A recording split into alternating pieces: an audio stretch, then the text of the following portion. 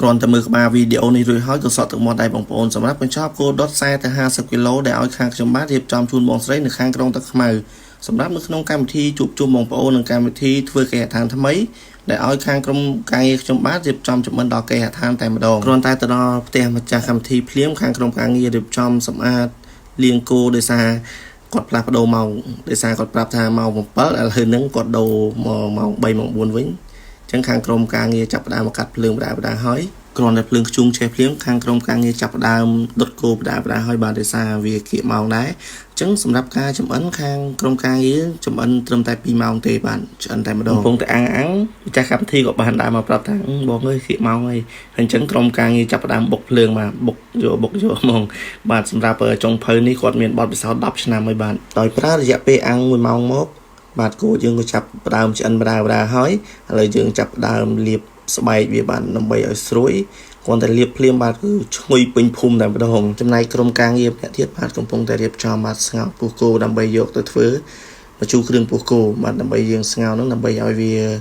កាត់ឆ្អាបកាត់ក្លិនឲ្យអស់ហើយបាទយើងយកទៅធ្វើបញ្ជូរគ្រឿងបាទបន្ទាប់ពីយើងស្ងោរអស់រយៈពេលកន្លះម៉ោងមកក៏យើងស្រង់មកយកមកហាន់ដើម្បីយកទៅកូរជាមួយគ្រឿងបាទចំណែកគ្រឿងយើងមានដូចជាម្ទេសស្លឹកក្រូចសើចគល់អក្រីនិងគ្រឿងបុកខ្ទឹមសខ្ទឹមក្រហមបាទបន្ទាប់មកយើងដាក់សាច់ចូលទៅយើងកូរវាឲ្យវាសព្វគ្រឿងហើយសព្វជាតិយើងវាយជាមួយនឹងទឹកត្រីតិចមកបាទបន្ទាប់ពីយើងប្រើពេលអស់រយៈពេល2ម៉ោងដើម្បីចម្អិនបានលើនេះសម្លម្ជូរគ្រឿងយើងបានឆ្អិនហើយបាទហើយភ្ញៀវក៏បានដើរមកសួរទៀតថាបងឆ្អិននៅបងឥឡូវហ្នឹងយើងចាប់ផ្ដើមធ្វើ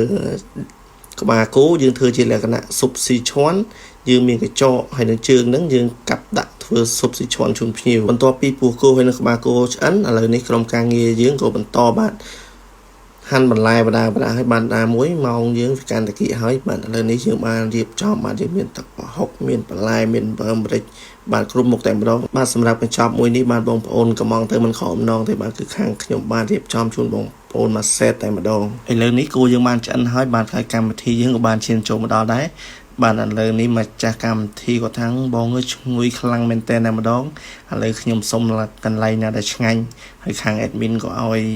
ខាងក្រុមការងារយើងជាសាច់ដែលកន្លែងណាដែលល្អហើយជាប់ស្បែកដែលឆ្ងាញ់តែម្ដងពីជាហើយបាទក្រុមការងារយើងក៏បានកាប់បានសាច់ជាប់ស្បែកហើយស្បែកហ្នឹងស្រួយល្អមែនតើ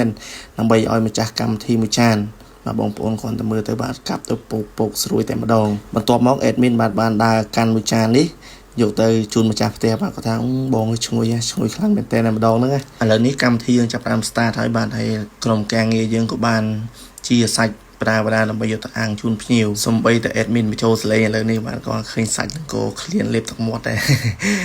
ចំណែកសាច់ដែលយើងបានជាយកមកមិញហ្នឹងបាទគឺយើងយកមកប្រឡាក់ជាមួយនឹងទឹកសោសបាទគឺយើងលាបទៅលក្ខណៈ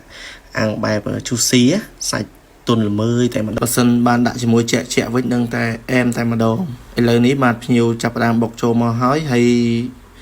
ក្រុមការងារយើងបានកំពុងតែមានញឹកញាប់ដៃញាប់ជើងអាំងឲ្យភ្ញៀវបានលើនេះគោអស់មួយចំហៀងមកទៅហើយខាងនោះអស់ហើយបាទ admin កំពុងតែឈរថតសុកស្រាប់តែម្ចាស់កម្មវិធីបាទគាត់បានកាន់បៀវឌ្ឍនៈ premium beer យកមកហុចឲ្យមកកំប៉ុងបាទថាជាឲ្យដាច់បងទៅហើយក៏សូមអរគុណដល់ម្ចាស់ផ្ទះបាទដែលបានកំងហើយបើសិនជាភ្ញៀវគាត់មានតម្រូវការត្រូវការកំងអីអាចកំងបានសម្រាប់កម្មវិធីផ្សេងជប់លៀងគូកំណើតបាទសូមអរគុណ